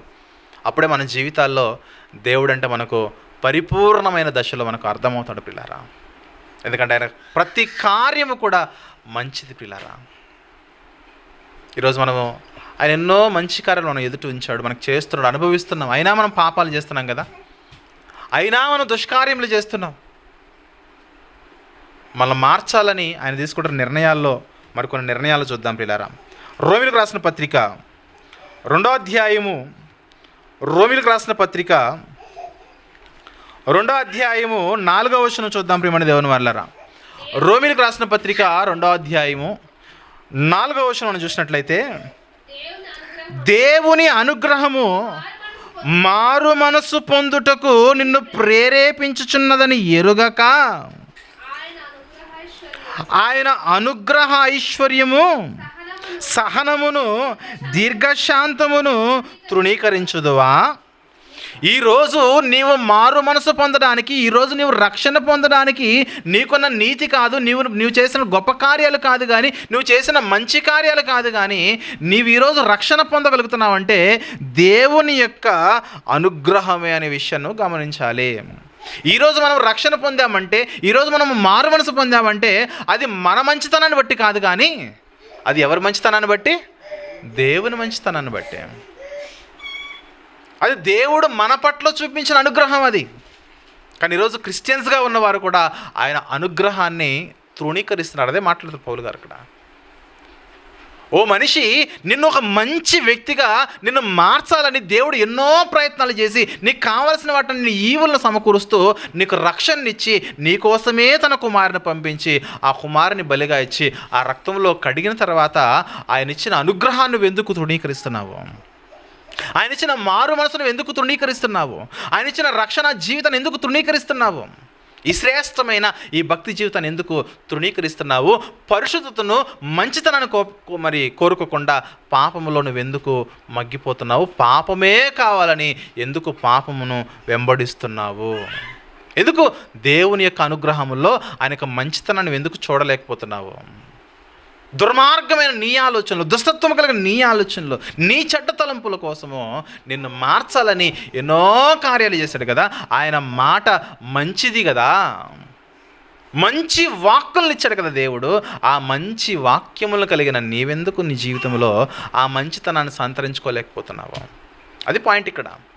దేవుడు మంచివాడని మనం ఎందుకు నేర్చుకోవాలంటే ఆయనలో ఉన్న మంచి మనలో కనబడాలి. ఆయనలో ఉన్న దైవత్వపు కార్యాలు, క్రియలు, లక్షణాలు ఏవైతే ఉన్నావో మనుషులలో కనబడాలి. ఎందుకంటే ఈ మనుషులను దేవుడు మానవత్వంతో తయారు చేసి ఈ మానవత్వం యొక్క ముగింపు దశకు మీరు ఎలా ఉండాలంటే దైవత్వముగా మీరు మారాలి. మీలో దైవ కార్యములు కనబడాలి. మీ జీవితాల్లో దైవత్వము కలిగిన వారు ఇలా ఉంటారు. దేవుని నమ్ముకున్న వారు, దేవుని కలిగిన వారు, దైవము కలిగిన వారు ఈ విధంగా ఉంటారనే గొప్ప సాక్ష్యాన్ని మీరు కలిగి ఉండాలి. ఏది మన జీవితాల్లో ఇంకా దుష్కార్యములు, ఇంకా చెడ్డ కార్యములు, ఇంకా పాపములు, దోషములు, నేరములు, మోసములు, అతిక్రమములు ఇంకా ఎన్నో చేస్తూ ఇంత వాక్యం వింటూ కూడా మనము దేవుని యొక్క మంచితనంలో మనము పాలు భాగస్తులు కాలేకపోతే ఆయన మంచితనాన్ని కూడా మనం కూడా ప్రారంభించలేకపోతాం. బాగా గమనించండి, దేవుడి యొక్క మంచితనం అనేది మంచోళ్ళ మీద మాత్రమే చూపించలేదు, అందరి మీద మంచితనాన్ని చూపిస్తున్నాడు ఆయన. ఆ క్యారెక్టర్ మనకు రావాలి. మనోడైతే బాయి బాయి, లేకపోతే బాయి బాయి అన్నట్టు ఉండకూడదు. వాడు మనోడైనా మనవాడు కాకపోయినా సరే సహోదరునిగా మనము వారి పట్ల మంచి భాష ఉపయోగించాలి, మంచి ప్రేమ చూపించాలి, మంచి చేతిని చూపించాలి, ఇచ్చే విషయంలో మంచి హృదయాన్ని చూపించాలి. అప్పుడే మన జీవితంలో దేవుని యొక్క మంచితనాన్ని మనము కలిగి ఉన్నవారం అవుతాం. ఇంతకుముందు చెప్పాను కదా, ఒక వ్యక్తి కంటిన్యూగా మన దగ్గరికి తినడానికి వస్తున్నాడు అనుకోండి, వారికి లేక వారు వచ్చినప్పుడల్లా వండి, ఎంత లేటుగా వచ్చినా ఎంత ఆలస్యంగా వచ్చినా సరే వండి పెడుతున్నారు అనుకోండి, ఏమంటారు చెప్పండి? మంచోళ్ళు అండి, వాళ్ళు మంచివారండి. ఎందుకంటే ఇంటికి వస్తే భోజనం పెట్టకుండా పంపించరండి అంటారు. ఎందుకు? ఫుడ్ పెట్టేదాన్ని బట్టే. మరి దేవుడు తరతరాలుగా యుగయుగాలుగా నువ్వు పుట్టినది మొదలుకొని పోయేంత వరకు ఆహారం పెడుతూనే ఉన్నాడు. మరి ఆయనంత మంచివాడు. దుర్మార్గమైన కార్యములు చేస్తూ ఉన్నప్పటికీ నీ యొక్క రక్షణ కొరకు, నీ యొక్క మారు మనసు కొరకు దేవుని యొక్క అనుగ్రహాన్ని చూపించాడు. మరి ఆయనంత మంచివాడు. అందుకే ఆయన మంచితనం మనం ఎల్లప్పుడూ కూడా నిర్లక్ష్యము చెయ్యకూడదు. మరొక మాట చూద్దాం. ఇర్మియా గ్రంథంలో 29వ అధ్యాయము. మానవుల యొక్క రక్షణ కొరకు ఆయన యొక్క ఆలోచనలు, ప్రణాళికలను గురించి మనం ఆలోచించేద్దాం ప్రియులారా. ఇర్మియా గ్రంథంలోని 29వ అధ్యాయము 11వ వచనం చూద్దాం ప్రియులారా. 11వ వచనం చూద్దాం. ఇర్మియా గ్రంథంలోని 29వ అధ్యాయం 11వ వచనం చూస్తే, నేను మిమ్మును గూర్చి ఉద్దేశించిన సంగతులను నేను ఎరుగుదును, రాబోవు కాలమందు మీకు నిరీక్షణ కలుగునట్లుగా అవి సమాధానకరమైన ఉద్దేశములే కానీ హానికరమైనవి కావు, ఇదే యెహోవా వాక్కు. ఇదిగో, ఈరోజు మీ యొక్క అతిక్రమం బట్టి మీరు చెరలోనికి వెళ్ళిపోతున్నారు, కానీ భవిష్యత్తులో మీకు మేలు చేస్తాను. ఈ చెర జీవితం అనేది మీకు ఒక మంచి పాఠాన్ని నేర్పిస్తుంది. ఎందుకంటే మీకు పాఠాలు నేర్పించడానికి చెరకాలంలో మీ మధ్య నేను సేవకులను పుట్టిస్తాను. అందులో ఒక సేవకుడు దానియేలు, అందులో ఒక సేవకుడు ఎహెచ్కేలు కదా. చెరలో ఉన్న ప్రవక్తలు వీరు. ప్రణాళికలు చూడండి. వీళ్ళు బబులోను చెర వీడి మీద జరగక మునిపే ఆయన మాట్లాడుతున్న మాట, మీ కొరకు నేను మంచి ఉద్దేశం నేను కలిగి ఉన్నాను, మీ కొరకు నేను మంచి ఉద్దేశం మంచి సంగతులు నేను కలిగి ఉన్నాను. రాబోవు కాలం భవిష్యత్తులో నిరీక్షణ కలిగినట్లుగా అవి సమాధానకరమైన మంచి ఉద్దేశాలే కానీ మీకు హానితర పెట్టే ఉద్దేశాలు కావు. దేవుని యొక్క ప్లానింగ్ మనం చూడాలి. చిన్న చిన్న కష్టాలు రాగానే దేవుడు అవసరం లేదనుకుంటాం మనము, కానీ దేవుని ప్లానింగ్ చూడండి, దేవుని ప్లానింగ్ చూడండి, దేవుని యొక్క ప్రణాళిక చూడండి. మానవాళికి దేవుని యొక్క ప్రణాళికలు ఎల్లప్పుడూ కూడా మంచే చేస్తాయి. ఎందుకంటే ఆ ప్రణాళికలకు మనము లోబడాలి. కొన్ని సందర్భాల్లో ఆ ప్రణాళికలు కొంచెం కష్టంగా ఉన్నప్పటికీ లోబడితే మెడల్స్ కొడతారు. ఇప్పుడు ఒలింపిక్స్లో ఊరికే మెడల్స్ ఇచ్చేస్తారా? ఎంత కఠోరమైన శ్రమ ఉంటుంది చూడండి, ఎంత కఠోరమైన శ్రమ. తినే ఫుడ్ విషయంలో, తాగే నీళ్ళ విషయంలో రోజు పరిగెత్తాలి, రోజు కష్టపడాలి, శరీరాన్ని నలగొట్టుకొని అక్కడ అనేకమైన ప్రతిభావంతుల మధ్య నీ టాలెంట్ని షో చేస్తే అక్కడ నువ్వు అందరికంటే నీకు మెరిట్ పాయింట్ వస్తే నీకు మెడల్ ఇస్తారు. అది ఎందుకు? లోకంలో ఉన్న అన్నీ మనకు అవగాహన ఉంది కదా. మరి దేవుని యొక్క ప్రణాళిక మనకి ఎందుకు అవగాహన ఉండట్లేదు? దాన్ని మనం గమనించాలి. మనం దేవుని యొక్క ప్రణాళికలు మనిషికి ఎంత సమాధానమును కలగజేస్తాయో వ్యక్తులతో కూడా మీరు గమనించండి. కొంతమంది వ్యక్తులు మనకు నచ్చరు. కుటుంబాల్లో ఉన్నవారు కానీ, కుటుంబానికి వెలుపల ఉన్నవారు కానీ, భార్యలు కానీ, భర్తలు కానీ, ఇంట్లో ఉన్నది ఏ సంబంధమైనా, అది అత్తే కావచ్చు, మామే కావచ్చు, ఇంకెవరైనా సరే, కొన్ని బంధాలు, కొన్ని సంబంధాలు కలవనప్పుడు ఏం చేస్తారు చెప్పనా? సమాధానము ఏమాత్రం కూడా కోరుకోరు. ఎందుకంటే ఎంతసేపు అవతల వారిలో ఉన్న లోపాన్ని చూపిస్తారు, కానీ అరే దేవుడు అవతల వాడు ఎంత చెడ్డోడైనా సరే సమాధానాన్ని కోరుకుంటున్నాడు కదా, సమాధానంగా ఉండమంటున్నాడు కదా అని ఆ దేవుని యొక్క మంచితనంలోకి మనం వస్తే రాబోవు దినాలు, రాబోవు కాలం ఎలా ఉంటుంది అన్నట్టు చెప్పండి? సమాధానకరంగా ఉంటుంది, కానీ హానికరంగా ఉండదు. అది ఇశ్రాయేలులకు ఒక పోర్షన్లో చెప్పాడు, ఈరోజు క్రైస్తవులకు మరొక విషయంలో చెప్తున్నాడు. ఇదిగో నా ఆజ్ఞల ప్రకారం మీ జీవితంలో మీరు అందరూ కూడా సమాధానం కలిగి ఉంటే ఈ బ్రతుకుతున్నంత కాలం కూడా మీ కొన్ని సందర్భాలు మీకు ఇబ్బందులు కలిగి ఎదుటివారి వల్ల మీరు నష్టపోవచ్చు, కానీ భవిష్యత్తు మీకు ఎలా ఉంటుందనంటే సమాధానకరంగా ఉంటుంది. మీరు జీవితంలో పరలోకం అనే భవిష్యత్తు బాగుండాలంటే ఈ భూమి మీద మీరు బ్రతుకుతున్నంత కాలము కూడా అందరితో నా ప్రణాళికలో భాగముగా, నా చిత్తములో భాగంగా ఎలా ఉండాలి చెప్పండి, మీరు సమాధానము కలిగి ఉండాలి. ఎందుకు చెప్పండి, ఇదంతా దేవుని యొక్క మంచితనం వల్ల సాధ్యమవుతుందండి. ఎదుటివాడు ముఖాన్ని ఉమ్మి వేసినా తుడుచుకుని వారి దగ్గరికి వెళ్ళి షేక్ హ్యాండ్ ఇచ్చే గుణం రావాలి మనకు. ఎందుకంటే అది దైవత్వములోని లక్షణం. అదే యేసుక్రీస్తు వారు కలిగి ఉన్న లక్షణం, అది మన ప్రభువు కలిగి ఉన్న క్వాలిటీ. అది రావాలి. అది వచ్చిన వాళ్ళు మాత్రమే క్రిస్టియన్స్ అండి. Note this point. మన జీవితంలో మన పెద్దగా ఓపికలు ఉండవు, సహనం ఉండదు, ఊరికే అలిగేస్తాం, ఊరికే కోపడిపోతాం, ఊరికే వాయిస్ లేచిపోతూ ఉంటుంది. కానీ ప్రభువును చూడాలి, ప్రభువులో మన జీవితాన్ని ఒకసారి మ్యాచ్ చేసుకోవాలి. అప్పుడే మన జీవితాలు మంచి అనే దేవుని మంచి ఎదుగుతున్నదో ఆ దేవుని మంచిలో మన జీవితాలు ముందుకు కొనసాగుతాయి. లోక మంచి కదని మాట్లాడుతుంది. ఒక తాగుబోతుడికి ఎవడు మంచోడు చెప్పనా? తాగేవాడే మంచోడు, తాగొద్దురా అనేవాడు చెడ్డోడు. ఒక దొంగకు ఎవడు మంచోడు చెప్పనా? దొంగే మంచోడు. అర్థమవుతుందా? ఒక దొంగ మొత్తము దోచుకుని వెళ్ళి పేదలకు పంచుతున్నాడు అనుకోండి, ఆ దొంగ మంచోడే లోకము దృష్టిలో. కానీ దేవుని దృష్టిలో నువ్వు దోచుకుని పంచొద్దు నాయన. నీ దగ్గర ఎంత ఉందో 2 అంగీలు ఉంటే 1 అంగీ, ఇంత ఆహారం ఉంటే ఇంత ఆహారం పెట్టు, 4 ఇడ్లీ ఉంటే 2 ఇడ్లీ వేయి. అది దేవుని లెక్కదే. మనం ఎవరిని మంచాలనుకుంటామంటే దోచుకుని పెట్టినోడు మనకు మంచోడు. ప్రియమైన దేవుని వాళ్ళరా, మరొక మాట చూసుకుని మనం ముందుకెళ్దాం పిల్లరా. రోమిలకు రాసిన పత్రిక 12వ అధ్యాయంలో రాయబడిన ఒక చిన్న పోర్షన్ మనము గమనిద్దాము. రోమపత్రిక 12వ అధ్యాయము 2వ వచనం చూద్దాం. రోమిలకు రాసిన పత్రిక 12వ అధ్యాయము 2వ వచనం చూస్తే, ఇదిగో క్రైస్తవులారా, ఈ లోక మర్యాదను అనుసరింపక, అంటే లోకములో ఏదైతే మంచి అనుకుంటున్నారో ఆ మంచిని మీరు క్యారీ ఫార్వర్డ్ చేయొద్దు. బైబిల్లో దేవుడు చెప్పిన మంచి ఏదైతుందో దాన్ని మీరు క్యారీ ఫార్వర్డ్ చేయండి. ఎందుకంటే దాన్ని మీరు కొనసాగించండి. అది ఏంటంటే దేవుని యొక్క ఆలోచన ఎలా ఉంటుందంటే, దేవుని యొక్క మర్యాద ఎలా ఉంటుందంటే, దేవుని యొక్క మంచితనం ఎలా ఉంటుందంటే అది ఉత్తమమైనది.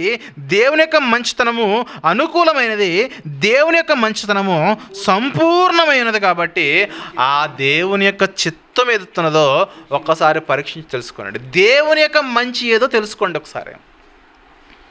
మనుషుల యొక్క మంచితనం కాదు, దేవుని యొక్క మంచితనం ఏంటో గమనించండి. ఈరోజు క్రైస్తవుడు పడిపోతుంది ఎక్కడంటే ఇక్కడే. క్రైస్తవుడు ఎక్కడ తొట్టిల్లిపోతున్నాడంటే ఇక్కడే. లోకములో ఏదైనా మంచి అంటే కనుక ఆ లోక మర్యాదను కొనసాగిస్తున్నారు, కానీ దేవుని మంచితనం ఒకటి ఉన్నది. ఈరోజు క్రైస్తవులు కూడా మీరు గమనించండి, వివాహ వ్యవస్థలో మీరు గమనించండి, నలుగురు దేన్ని మంచి అంటున్నారో అదే మంచిని కొనసాగిస్తూ ఉంటారు. చూడండి, నలుగురు వివాహం ఎలా చేస్తే మంచిగా ఉంటుందో అలాగే చేస్తున్నారు, కానీ అసలు దేవుని చిత్తం ఏంటి? వివాహం పట్ల, జీవితాల పట్ల దేవుని చిత్తం ఏంటి? ప్రతిదానిలో ముహూర్తాలు, ప్రతిదానిలో మూఢనమ్మకాలు. మన జీవితాల్లో మనం గమనించాల్సిన విషయాలు ఎన్నో ఉన్నాయి. ప్రియమైన దేవుని సంగమా, గమనించగలగండి. మనం ఎల్లప్పుడూ కూడా దేవుని మంచిని ఫాలో అవ్వాలి. ఆ దేవుని మంచితనం ఏదవుతున్నదో దాన్ని మీరు గమనించగలగాలి. మరొక మాట చూసుకుని మనము ముందుకెళ్దాం పిల్లారా. మరొక మాట చూసుకుందాము. కొన్ని సందర్భాల్లో మనము కొన్ని కష్టాల గుండా మన జీవితాన్ని ప్రయాణము చేయించాల్సిన పరిస్థితులు ఏర్పడుతూ ఉంటాయి. ఉదాహరణకు యోసేపు గారి జీవితం మనకు బాగా అనుభవం. ఎంత అనుభవం అంటే ఆయన గురించి మనం మాట్లాడుకోవడంలో ఎంత మాట్లాడుకున్నా తక్కువే.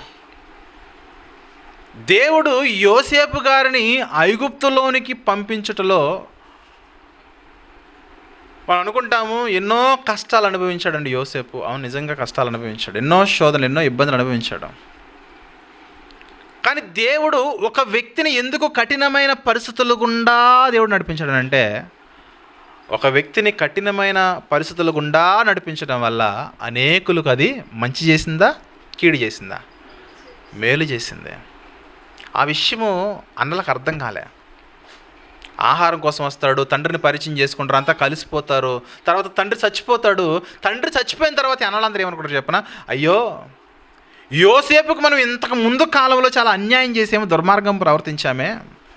తండ్రి ఉన్నాడు కాబట్టి మనల్ని యాక్సెప్ట్ చేశాడు యోసేపు. ఇప్పుడు రోజు తండ్రి చచ్చిపోయాడు కాబట్టి ఇప్పుడు యోసేపు మన మీద పగ తీర్చుకుంటాడేమో అని యోసేపు మీద వీళ్ళు రివర్స్ ఆలోచనలు చేస్తూ ఉంటారు. అప్పుడు యోసేపు గారు ఒక మంచి మాట అంటారనండి. చూద్దాం ఒకసారి. ఆదికాండంలోని 50వ అధ్యాయము 20వ వచనం చూద్దాం ప్రియమైన దేవుని వర్లారా. ఆదికాండంలోని 50వ అధ్యాయంలో 20వ వచనం చూసినట్లయితే, ఇదిగో 20వ వచనంలో, అన్నలారా, మీరు నాకు కీడు చేయను ఉద్దేశించారు కానీ నేటి దినమున జరుగుతున్నట్లు అనగా బహు ప్రజలను బ్రతికించినట్లుగా అది మేలుకే దేవుడు ఉద్దేశించను. అసలు పొరపాటున యోసేపును కనుక దేవుడు అక్కడ పంపించకపోతే, యోసేపు కూడా తండ్రితో పాటు అన్నలతో పాటు కనాన్లోనే ఉండిపోతే వీళ్ళకి ఆహారం దొరికేదా, ధాన్యం దొరికేదా, బ్రతికేవాళ్ళ, జీవించగలిగేవారా? ఇశ్రాయేలు యొక్క వంశము, గోత్రం అనేది విస్తరించగలిగేదా? ఒక వ్యక్తిని దేవుడు కష్టపెట్టాడనంటే అనేకులకు అది మేలు. యేసుక్రీస్తుని దేవుడు ఈరోజు ఈ లోకంలో దేవుడు నలగొట్టాడు. దానికి కారణము ఈరోజు మనం అనుభవిస్తున్న రక్షణ అనే మేలు. దేవుని యొక్క మంచి కార్యాలు ఉంటాయి. ఇంకో విషయం చెప్పిన, దేవుని చేత ఎవరైతే నలగొట్టబడుతున్నారో, దేవుని వలన ఎవరైతే పరిశోధింపబడుతున్నారో, ఆ పరిశోధింపబడుతున్న వ్యక్తులు ఎప్పుడు కూడా చరిత్ర మీరు గమనించండి, ఒక్క మాట కూడా, పొల్లు కూడా దేవుని వాళ్ళు అనుమానించలేదు. మీరు గమనించండి, బైబిల్లో ఉన్న భక్తులతో, ఆల్మోస్ట్ అందరు భక్తులతో దేవుడు స్వయంగా మాట్లాడడం మనం వింటాం, అంటే దూతల ద్వారా. కానీ యోసేపుతో దేవుడు మాట్లాడననే పదాలు మనం చూడలేము. చూడండి, ఇప్పుడు ఒక మోషే ఉన్నాడండి, మోషేతో దేవుడు మాట్లాడను ఏదో ఒక రూపంలో. అబ్రహాముతో దేవుడు మాట్లాడాను, కానీ యోసేపుతో దేవుడు మాట్లాడా? నో. దేవుడు యోసేపును చూశాడు, అంతే. పరీక్షిస్తున్నాడు, పరిశోధిస్తున్నాడు. ఇనుముతో, సంఖ్యలతో బాధిస్తూ ఉన్నా, గాయాలైపోతూ ఉన్నా, అనేకమైన నిందలు, అవమానాలు జరుగుతూ ఉన్నా, అనేకమైన దాడులు జరుగుతూ ఉన్నా, చెయ్యని నేరానికి శిక్ష అనుభవిస్తున్నా సరే దేవుడు యోసేపుతో మాట్లాడలేదు. చూస్తూనే ఉన్నాడు. ఒకానొక దినం వచ్చింది, ఆ దినాన్ని తీసుకెళ్ళి, చెరసాలను తీసుకెళ్ళి అక్కడ కూర్చోబెట్టేశాడు. కాబట్టి మనం గొప్పవారికి ఎదిగిపోవాలంటే దేవుడు మాట్లాడాల్సిన అవసరం కూడా కొన్ని సందర్భాల్లో ఉండదు. ఆల్రెడీ తండ్రి దగ్గర దేవుని గురించి ఏదైతే నేర్చుకున్నాడో దాన్ని స్థిరంగా హృదయంలో పెట్టుకున్నాడు. దేవుడు అంటే ఏంటో సంపూర్ణంగా తెలుసుకున్నాడు యోసేపు. అందుకే చరిత్రలో యోసేపు గొప్పోడైపోయాడు, మంచివాడైపోయాడు. తప్పు చేద్దామని ఆహ్వానించిన ఎన్నో ఆఫర్స్ వచ్చినా సరే సున్నితంగా తిరస్కరించాడు. అది మంచితనం అంటే, అది గొప్ప కార్యం అంటే. అది యోసేపులో ఆ గొప్ప క్వాలిటీ ఎలా వచ్చిందనంటే అది దేవుని బట్టే. ఎందుకంటే యోసేపు నరుల యొక్క మంచితనాన్ని చూడలేదు, కానీ దేవుని యొక్క మంచితనం చూశాడు. దేవుడు ఏ నాటికైనా ఇదే స్థలంలో నన్ను ఉంచడు అని అనుకున్నాడు యోసేపు. దేవా మాట్లాడు ఓ ఉపవాస ప్రార్థన చేసి దేవుడిని మొరపెట్టలే యోసేపు. గమనించండి పిల్లరా, దేవుడు కూడా యోసేపుతో మాట్లాడినట్టు మన బైబిల్లో చదవలేం. దేవుడు ఏం చేశాడంటే పరిశోధించుచుండెను. ఆయన వాక్కు యోసేపు జీవితంలో నెరవేరు వరకు ఆయన పరిశోధిస్తూ ఉన్నాడు.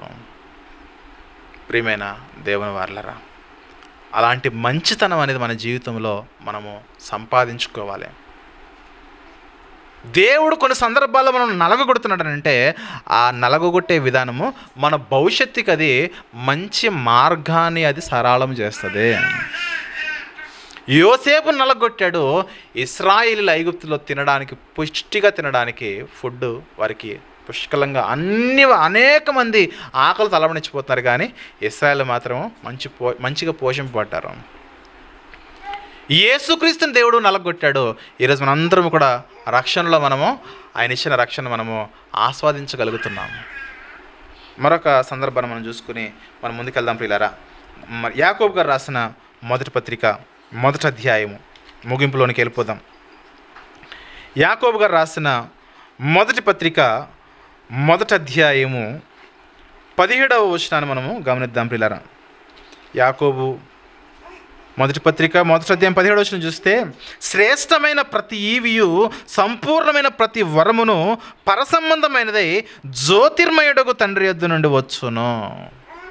అది ఎలాంటిదైనా సరే ఈరోజు మనం పొందుకుంటున్నామనంటే అది ప్రతిదీ కూడా దేవుని యొద్ద నుండే వచ్చును, అంటే దేవుడే మనకి ఇచ్చును. ఎందుకంటే ఆయన మంచివాడు, ఆయన పోషణ మంచిది అనడానికి ఒక మాట చూసుకుని మనం ముందుకెళ్ళిపోదాం. కీర్తన గ్రంథంలో 34వ కీర్తన గ్రంథంలో కొన్ని వాక్యాలు మనం చూసుకుని మనం ముందుకెళ్దాం ప్రియులారా.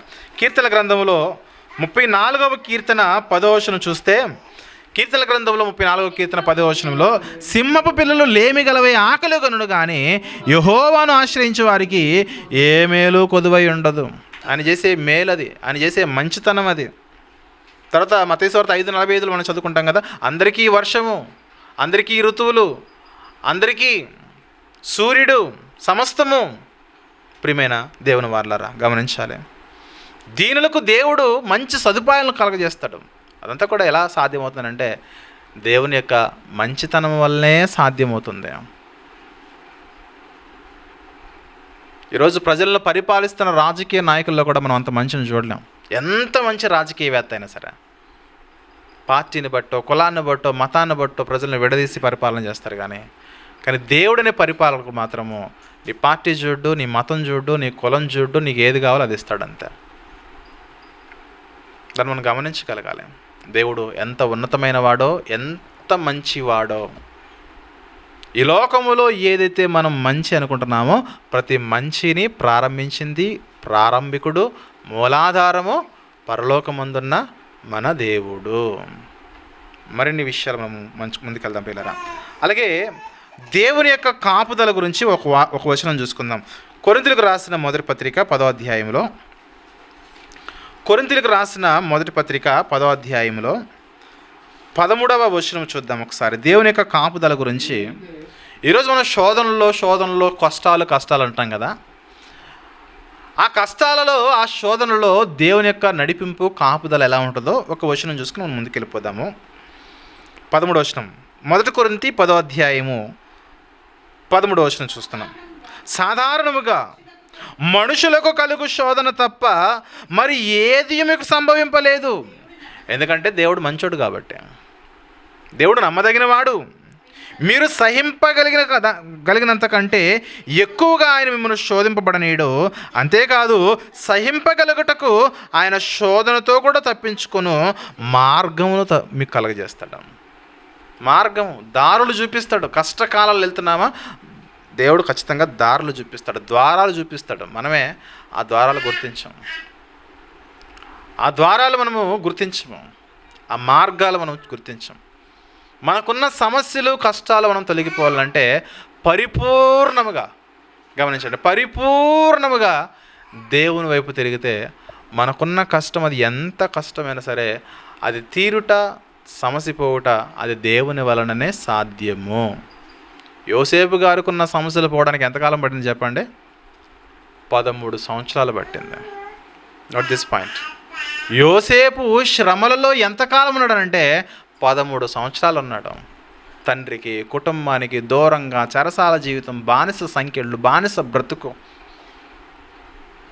ఒక బానిసగా, భాష కాని భాష, దేశం కాని దేశంలో ఒక బానిసగా బ్రతికాడు. ఎంతకాలం? 13 years. అంతలా బానిసగా బ్రతికిన యోసేపు జీవితము 13 సంవత్సరాల తర్వాత ప్రపంచానికి నడిపించే ఒక దిక్సూచిలా యోసేపు గారిని దేవుడు అక్కడ నిలబెట్టేశాడు. కొన్ని సందర్భాల్లో మనము టైం తీసుకోవచ్చు దేవుని యొక్క కార్యాల్లో, మనకు కావాల్సిన వాటిని సమకూర్చుకోవడంలో. కానీ దేవుని మీద మనం నమ్మకము ఆశ్రయించితే మన శోధనలో నుంచి, మన కష్టాల్లో నుంచి దేవుడు ఖచ్చితంగా తప్పించుట కొరకు సామర్థ్యం కలిగిన వాడు. మనం చేసిన ఒకటే, నమ్మకముగా దేవునిలో మనము ఆయన యొక్క మంచితనంలో మనం ముందు కొనసాగిపోవాల్సిందే. చెప్తున్నా కదా, టైం పీరియడ్ చెప్తున్నా. 13 సంవత్సరాల పాటు యోసేపు గారి జీవితంలో చీకటి జీవితాన్ని కొనసాగించేసాడు. చెరసాల జీవితం, సంఖ్యల్లో ఏం సంతోషమే లేదు. గమనించండి ప్రియులారా, మన జీవితాల్లో ఒక 6 నెలలు కష్టంగా ఉంటే బాధపడిపోతాం. దేవా కనుకరించిన ఆయన, మర్చిపోయే మమ్మల్ని ఏమైనా అనుకుంటాం మనం. ఒక 2-3 సంవత్సరాలు మర్చిపోతే, దేవా మర్చిపోయినావా మమ్మల్ని. 2-3 సంవత్సరాలు కష్టాలుంటే ఇదే కదా మన నిట్టూర్పులో. యోసేపు గారి లైఫ్ చూడండి, 13 years. 17వ సంవత్సరంలో తండ్రిని విడిచిపెట్టి వెళ్ళిపోతాడు. మరలా 30 సంవత్సరాలు వచ్చేసరికి ఐగుప్తుకి ఏలికవుతాడు. ఈ 13 ఏళ్ల పాటు ఎన్నో కఠినమైన దుఃఖాలు, శ్రమలు. కానీ దేవుని యొక్క హస్తము యోసేపు గారిని ఎన్నడూ కూడా విడిచిపెట్టలేదు. దేవుడు ప్రతిరోజు చూస్తున్నాడు యోసేపుని. ఇనుముతో, సంఖ్యలతో బాధించిన, గాయపరిచిన దేవుడు మాత్రం చూస్తూనే ఉన్నాడు. అలా ఉంటుంది దేవుని కాపుదల. మనమే ఆవేశం, మనమే కోపం, మనమే అనాలోచితంగా దేవుని పట్ల దేవుడు అంటే నమ్మకం లేకుండా మనం ఆలోచన చేస్తూ మాట్లాడుతూ ఉంటాం పిల్లరా. మరొక విషయాన్ని చూసుకుని మనం ముందుకెళ్దాము. కీర్తన గ్రంథంలో 103వ కీర్తన దేవుని యొక్క సహనం గురించి మాట్లాడుతున్నాడు. 103వ కీర్తన 8వ వచనం చూసినట్లయితే దేవుని యొక్క సహనం గురించి మాట్లాడుతూ 103వ కీర్తన 8వ వచనంలో, యెహోవా దయాదాక్షిణ్యపూర్ణుడు, దీర్ఘశాంతుడు, కృపా సమృద్ధి కలిగిన వాడు. అందుకే మనం బ్రతుకున్నామండి ఈరోజు మనం అందుకే బ్రతుకున్నాము. ఆయన సహనంగా ఉండడం బట్టి మనం బ్రతుకున్నాము. ఆయన ఓర్పుగా ఉండడం బట్టి మనం బ్రతుకున్నాము. మరొక మాట చూసుకుని మనం ముందుకెళ్దాం. 86వ కీర్తన 5వ వచనంలో, 86వ కీర్తనలో 5వ వచనం చూసినట్లయితే, ప్రభువా నీవు దయాళుడువు, క్షమించుటకు సిద్ధమైన మనస్సు కలిగిన వాడువు, నీకు మొరపెట్టు వారి అందరి ఎడల కృపాతిశయము గలవాడువు. మీరు గమనించండి, క్షమించుటకు సిద్ధమైన మనస్సు కలిగిన మంచి దేవుడు మన దేవుడు. ప్రియమైన దేవుని వాళ్ళరా, దేవుడు ఎంత మంచోడు అంటే సహనములో మంచివాడు, కష్టాల్లో మార్గము చూపించుటలో మంచివాడు, ఉపకారము చేయుటలో మంచివాడు, పోషించుటలో మంచివాడు, మన రక్షణ విషయంలో మంచివాడు, మన పోషణ విషయంలో మంచివాడు, సృష్టి కార్యాల్లో మంచివాడు, మన గర్భఫలం విషయంలో మంచివాడు. అన్ని విషయాల్లో ఆయన కార్యాలన్నీ మంచివనే చూడండి. మనల్ని క్షమించే విషయంలో కూడా మంచివానిగానే ఉన్నాడు చూడండి దేవుడు. ఎవరైతే తమ పాపములను ఒప్పుకొని ప్రాయచిత్తం కలిగి ఉంటారో వారి పాపములను, దుర్నీతిని క్షమించుటలో దేవుడు మంచివాడు. కాబట్టి మనం ఏం చేయాలి? ఇంత మంచితనాన్ని దేవుని గురించి విన్న మనం ఏం చేయాలంటే, ఆయన యొక్క మంచితనాన్ని బట్టి మనం ఎల్లప్పుడూ కూడా దేవుణ్ణి మనము ఆరాధించాలి. ఆయన మంచితనాన్ని అనుభవిస్తున్న మనము రక్షణ పొందే విషయంలో మంచితనాన్ని మనం ఏమాత్రం కూడా తృణీకరించకూడదు. ఆయన మంచితనాన్ని మనం తేలిగ్గా తీసుకోకూడదు. తేలిగ్గా తీసుకుంటే మనకే నష్టం. చూసాం కదా రోమపత్రిక 4వ అధ్యాయంలో 2వ అధ్యాయం 4వ వచనంలో, ఆయన రక్షణ అనుగ్రహము నీవు, ఐశ్వర్యమును నీవు తృణీకరించుతావా? దేవుడు నీకు ఇచ్చిన రక్షణ ఆయన మంచితనంతో ఇచ్చాడు, దాన్ని నువ్వు కాపాడుకోవాలి. మంచితనము చేతకానితనంగా దేవుని ఎప్పుడు కూడా మనం భావించకూడదు. అందుకే పౌలు గారు అంటాడు, తిమోతి గారికి రాసిన 2వ పత్రిక, తిమోతి గారికి రాసిన 2వ పత్రిక 4వ అధ్యాయంలో 8వ వచనము 7వ వచనం చూద్దాం ప్రియులారా. 7-8వ వచనం చూస్తే, తిమోతి గారికి రాసిన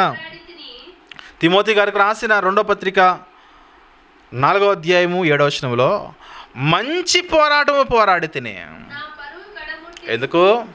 నా దేవుడు మంచివాడు, ఆయన నాకు ఇచ్చిన మంచి పోరాటంలో నేను పోరాటం చేశాను, నా పరుగును కడముట్టించి తిని విశ్వాసమును కాపాడుకుంటుని, ఇక మీదట నా కొరకు నీతి కిరీటం ఉంచబడి ఉన్నది. మంచి దేవుడిని నువ్వు నమ్ముకుని మంచి పోరాటం పోరాడాలి.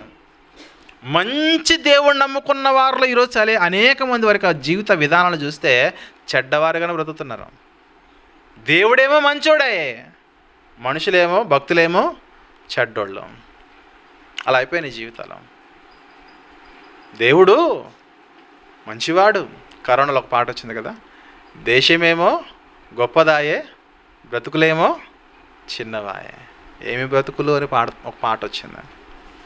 చెప్పుకోవడానికి దేశం గొప్పది, కానీ ప్రజల యొక్క దుర్భరమైన పరిస్థితులు చూస్తే బ్రతుకుల జీవితాలు ఏమాత్రం బాలేదని ఆ రోజు అప్పుడు పాట బాగా హైలైట్ అయింది. ఈరోజు క్రిస్టియానిటీలో దేవుడు గొప్పోడు, దేవుడు మంచోడు, కానీ మనుషులు మాత్రము ఇంకా పాపముల్లో ఇంకా దోషంలో బ్రతికేస్తున్నారు. యేసుక్రీస్తు గురించి చదివిన మహాత్ములు ఏమన్నారు చెప్పనా? యేసుక్రీస్తు మంచోడండి, కానీ క్రిస్టియన్స్ మాత్రము మంచోళ్ళు కాదు. స్టేట్మెంట్లు డైరెక్ట్గా ఇచ్చారు. ఎందుకని చెప్పండి? మన జీవితాల్లో మనము దేవుని వంటి మంచి గుణాలు మనం ఇంకా కలిగి లేము. దాన్ని మనం కొనసాగించాలి.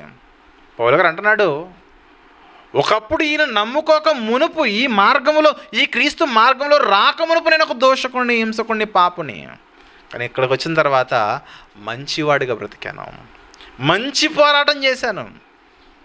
ప్రసంగాల్లో మంచి, మాట్లాడటంలో మంచి, అన్ని విషయాల్లో ఇతరులకి మేలు చేసే విషయంలో మంచి, అన్ని విషయాల్లో మంచిగా జీవించాను. అందుకే దేవుడు నాకు నీతి కిరీటం ఇవ్వబోతున్నాడు. అది మంచిది ఇవ్వబోతున్నాడు నాకు. పరలోకం మంచిదా చెడ్డదా? మంచిది. మన జీవితాల్లో మంచి పోరాటం చేయాలి. మనం ఈ లోకంలో బ్రతుకుతున్నంతకాలం మంచినే వెంబడించాలి. అలా కాదండి, ఆయన అదే చేస్తున్నాడు కదనంటే ఆడు చెడ్డది చేస్తున్నాడు, నువ్వు అది చేయొద్దు.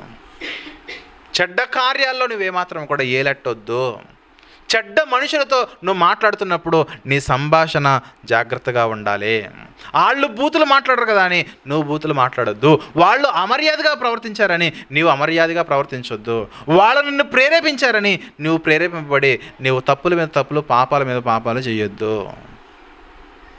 దీనికి ఉదాహరణలు చెప్పుకుంటే చాలా ఉంటాయి. అది కుటుంబంలో కానీ, భార్య విషయంలో, భర్త విషయంలో, పిల్లల విషయంలో, తల్లిదండ్రుల విషయంలో, మనం కలిగిన బంధాల విషయంలో, స్నేహితుల విషయంలో, సంఘం విషయంలో, క్రీస్తు విషయంలో, తండ్రి అయిన దేవుని విషయంలో, పరిశుద్ధాత్మ యొక్క వాక్యం విషయంలో, తృణీకారం విషయంలో, ఇంకా మనం మంచి కార్యాలు చేయకపోతే, ఇతరులకు పెట్టాల్సిన సందర్భంలో మనం పెట్టకుండా చెయ్యి ముడుచుకున్నా అది దేవుని క్వాలిటీ కాదు. దేవుడు నమ్ముకున్న వాడుకున్న ప్రధానమైన లక్షణం చెప్పిన వాళ్ళు ఎప్పుడు కూడా పుచ్చుకోవడానికి ఇష్టపడరు, ఇవ్వడానికే ఇష్టపడతారు. బాగా గమనించండి. దేవుని ప్రజలకు కలిగి ఉండవలసిన మంచి లక్షణం చెప్పిన వాళ్ళు ఎల్లప్పుడూ కూడా పుచ్చుకోవడానికి ఇష్టపడరు, ఇవ్వడానికే ఇష్టపడతారు. ప్రభు అందుకే అన్నాడు, పుచ్చుకొనుట కంటే ఇచ్చుట ధన్యము. ఇదే సందేశం ఆరాధన సందేశాల్లో కూడా దీన్ని మాట్లాడబోతాను. గమనించండి. భక్తులు వారి జీవితాల్లో ఎలాంటి భక్తిని వారు కొనసాగించారో మనం ఖచ్చితంగా నేర్చుకోవాలి. ఎందుకంటే క్రైస్తవుడు అనే వారిలో ఎల్లప్పుడూ కూడా మంచే చూడాలి.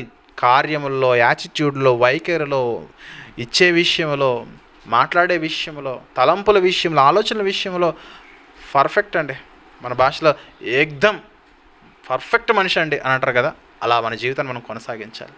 అంతేగాని మచ్చ మాత్రం మన జీవితంలోనికి రానివ్వకూడదు. ప్రేమన దేవుని వారలారా, అందుకే దేవుడు మంచివాడు అనే సందేశం ద్వారా మనం ఏం నేర్చుకోవాలంటే మనము కూడా మంచివారిగా మనం మారాలి. ఈ లోకంలో మనిషి ఎన్నో కార్యాలు చేస్తున్నాడు. మంచి మనిషిగా మారాలని మనిషి చేస్తున్న ఏ కార్యము కూడా సత్ఫలితాన్ని ఇవ్వదు. కానీ దేవునిలో ఉండి దేవుని ఆలోచనలు చొప్పున ఎవరైతే మంచి కార్యాలు చేస్తారో వారు తమ జీవితాల్లో మంచివారిగా చలామణయ్యి ఆ మంచి దేవుణ్ణి 100% వారి హృదయాల్లో స్థానం ఉంచుకొని భక్తుల ముందు కొనసాగుతారు పిల్లరా. కాబట్టి మన జీవితాల్లో ఆ మంచి దేవుడిని మనం ఎల్లప్పుడూ కూడా మంచిగా, మంచి శ్రేష్టమైన ప్రవర్తన కలిగి మనం ఆరాధించేవారిగా ఉండాలని మనసారా కోరుకుంటూ ఈ నా మాటలు ముగిస్తున్నాను. ప్రార్థన చేసుకుందాము.